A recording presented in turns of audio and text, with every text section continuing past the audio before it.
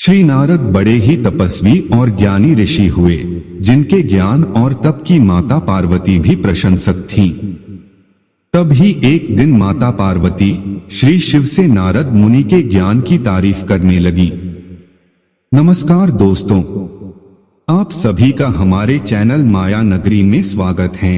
आपको इस चैनल पर सनातन धर्म, गरुड़ पुराण एवं धार्मिक जैसी वीडियो देखने को मिलेगी, तो आप सभी इस चैनल को सब्सक्राइब करें और अपना प्यार दे।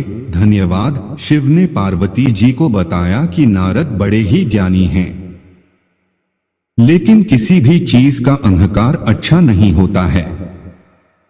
एक बार नारद को इसी अहंकार, घमंड के कारण बंदर बनना पड़ा था। यह सुनकर माता पार्वती को बहुत आश्चर्य हुआ।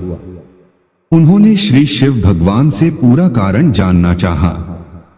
तब श्री शिव ने बतलाया, इस संसार में कोई कितना ही बड़ा ज्ञानी हो, लेकिन श्री हरि जो चाहते हैं वो उसे बनना ही पड़ता है।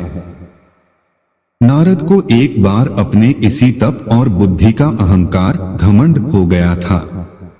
इसलिए नारद को सबक सिखाने के लिए श्री विष्णु को एक युक्ति सूझी। हिमालय पर्वत में एक बड़ी पवित्र गुफा थी। उस गुफा के निकट ही गंगा जी बहती थीं। वह परम पवित्र गुफा नारद जी को अत्यंत सुहावनी लगी। वहां पर के पर्वत, नदी और वन को देखकर उनके हृदय में श्री हरि विष्णु की भक्ति अत्यंत बलवती हो उठी और वे वहीं बैठकर तपस्या में लीन हो गए। नारद मुनि की इस तपस्या से देवराज इंद्र भयभीत हो गए कि कहीं देवर्षि नारद अपने तप के बल से उनका स्वर्ग नहीं छीन लें। इंद्र ने नारद की तपस्या भंग करने के लिए कामदेव को उनके पास भेज दिया। वहां पहुंचकर कामदेव ने अपनी माया से वसंत ऋतु को उत्पन्न कर दिया।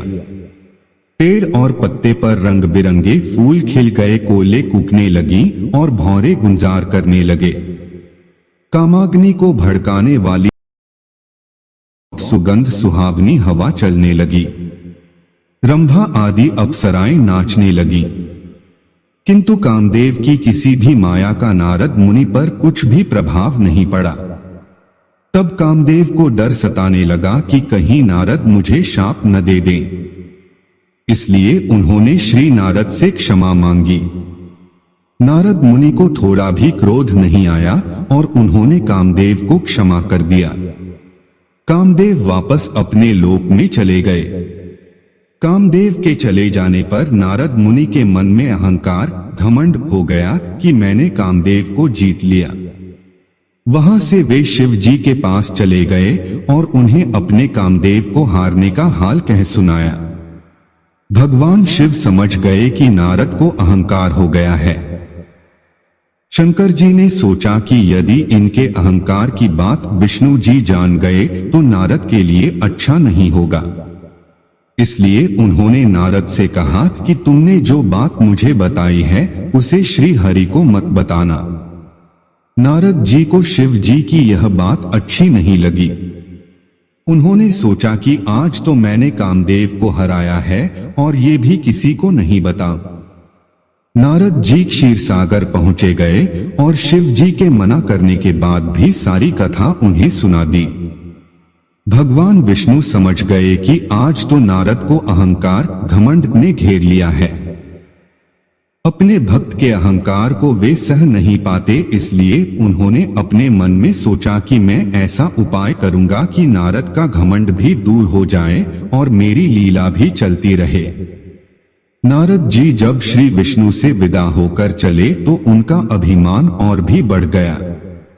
इधर श्री हरि ने अपनी माया से नारद जी के रास्ते में एक बड़े ही सुंदर नगर को बना दिया।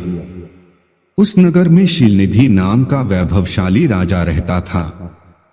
उस राजा की विश्व मोहिनी नाम की बहुत ही सुंदर बेटी थी, जिसके रूप को देखकर लक्ष्मी भी मोहित हो जाएं। विश्व मोहिनी स्वयंवर करना चाहती थी, इसलिए कई राजा उस नगर में आए हुए थे। नारद जी उस नगर के राजा के यहाँ पहुंचे तो राजा ने उनका पूजन करके उन्हें आसन पर बैठाया। फिर उनसे अपनी कन्या की हस्तरेखा देखकर उसके गुणदोष बताने के लिए कहा। उस कन्या के रूप को देखकर नारद मुनि वैराग्य भूल गए और उसे देखते ही रह गए। उस कन्या की हस्तरेखा बता रही थी कि उसके साथ जो विवाह करेगा वह अमर हो जाएगा, उसे संसार में कोई भी जीत नहीं सकेगा और संसार के समस्त जीव उसकी सेवा करेंगे। यह बात नारद मुनि ने राजा को नहीं बताई और राजा को उन्होंने अपनी ओर से बनाकर कुछ और अच्छी बातें कह दी। अब नारद जी ने सोचा कि कुछ ऐसा उपाय करना चाहिए कि यह कन्या मुझसे ही विवाह करे। ऐसा सोचकर नारद जी ने श्री हरि को याद किया और भगवान विष्णु उनके सामने प्रकट हो गए। नारद जी ने उन्हें सारी बात बताई और कहने लगे, हे नाथ, आप मुझे अपना सुंदर रूप दे दो ताकि मैं उस कन्या से विवाह कर सकूं। भगवान हरि ने कहा, हे नारद, हम वही करेंगे जिसमें तुम्हारी भलाई हो। यह सारी विष्णु जी की ही माया थी। विष्णु जी ने अपनी माया से नारद जी को बंदर का रूप दे दिया। नारद जी को यह बात समझ में नहीं आई। वो समझे कि मैं बहुत सुंदर लग रहा हूं। वहां पर छिपे हुए शिव जी के 2 गणों ने भी इस घटना को देख लिया।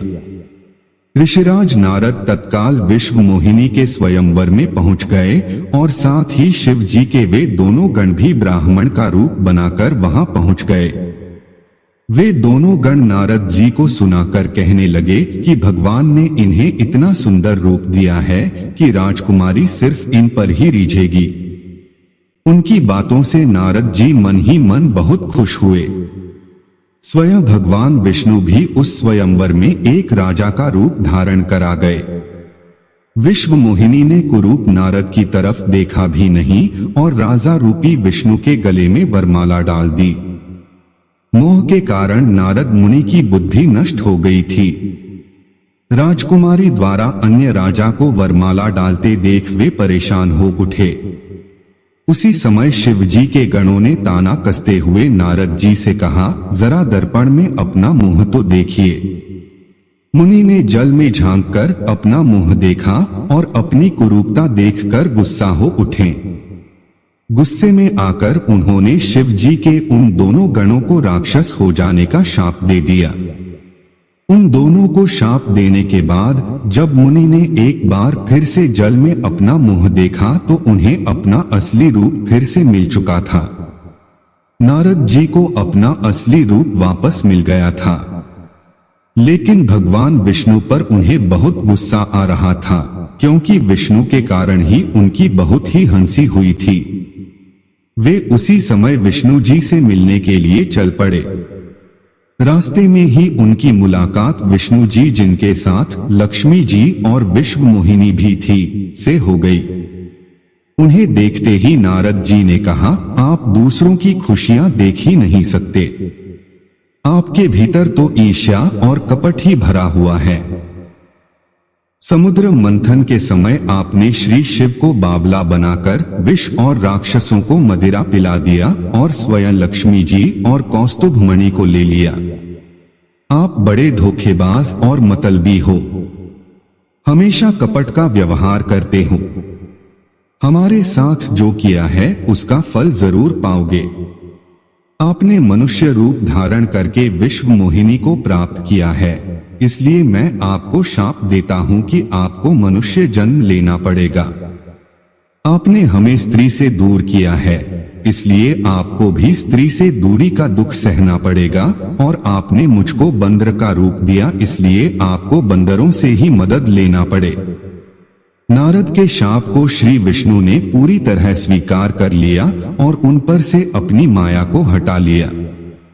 माया के हट जाने से अपने द्वारा दिए शाप को याद करके नारद जी को बहुत दुख हुआ, किंतु दिया गया शाप वापस नहीं हो सकता था। इसीलिए श्री विष्णु को श्री राम के रूप में मनुष्य बनकर अवतरित होना पड़ा। शिव जी के उन दोनों गणों ने जब देखा कि नारद अब माया से मुक्त हो चुके हैं, तो उन्होंने नारद जी के पास आकर और उनके चरणों में गिरकर कहा, हे मुनिराज, हम दोनों शिव जी के गण हैं। हमने बहुत बड़ा अपराध किया है जिसके कारण हमें आपसे शाप मिल चुका है। अब हमें अपने शाप से मुक्त करने की कृपा करें। नारद जी बोले, मेरा शाप झूठा नहीं हो सकता, इसलिए तुम दोनों रावण और कुंभकर्ण के रूप में महान ऐश्वर्यशाली बलवान तथा तेजवान राक्षस बनोगे और अपनी भुजाओं के बल से पूरे विश्व पर विजय प्राप्त करोगे। उसी समय भगवान विष्णु राम के रूप में मनुष्य शरीर धारण करेंगे। युद्ध में तुम दोनों उनके हाथों से मारे जाओगे और तुम्हारी मुक्ति हो जाएगी।